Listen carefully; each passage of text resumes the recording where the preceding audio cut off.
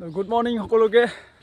আজি আমি আহিছোঁ পুৱাই পুৱাই মুঠতে ফিল্ডত, আৰু ফিল্ডত ইয়াত ৰান কৰি আছে আমাৰ পুলিচ দাদাই। আৰু আমি ফিল্ডত মোটামুটি বহুত সময় হ'ল ঘূৰি থকা। আৰু এইফালে চাব পাৰে, এইটো চাৰবাৰী আমাৰ ফিল্ডখন। আমি ইয়াতে প্ৰেক্টিছ কৰোঁ।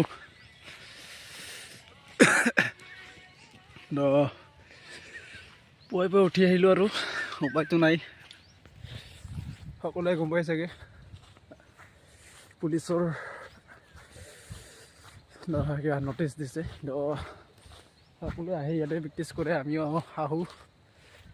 আমাৰ এইখনেই ফিল্ড যিখন আমি প্ৰেক্টিছ কৰি থাকোঁ, আৰু দৌৰে বহুতে। এইখনে আমাৰ ফিল্ডখন চাৰবাৰীৰ মাজত, আৰু এই সূৰ্যটো ওলাইছে। তো পুৱা ফাৰ্ষ্ট টাইম উঠি এনে দৌৰি কিনে লাভ নাই, সেইকাৰণে অলপমান নিহাৰ কোমলৈ আহোঁ আমি। মানে কুঁৱলীবোৰ থাকে ন, সেইকাৰণে অহা নহয়। আৰু সকলোৱে আহে আৰু আমি আহোঁ। আৰু আমাৰ ফিল্ডৰ লগতে লাগি থকা এইখন হৈছে মিছন বিৰুবালা। তো মানুহজন আমাৰ মাজত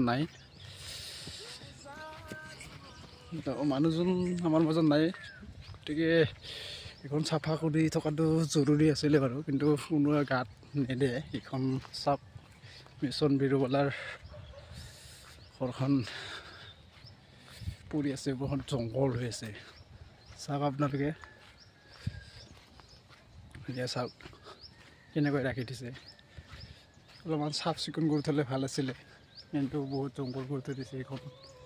কোনে ক'ব এইটো মিছন বিৰুবালা বুলি। চাওক আপোনালোকে, এইখন হৈছে আমাৰ মদৰা প্ৰাথমিক বিদ্যালয়। আৰু এইখন বিদ্যালয়খনতে আমি পঢ়ি কিনে ওলাই গৈছোঁ। বহুত স্মৃতি জড়িত হৈ আছে আমাৰ এইখন বিদ্যালয়ৰ লগত, আমাৰ মদৰা প্ৰাথমিক বিদ্যালয়।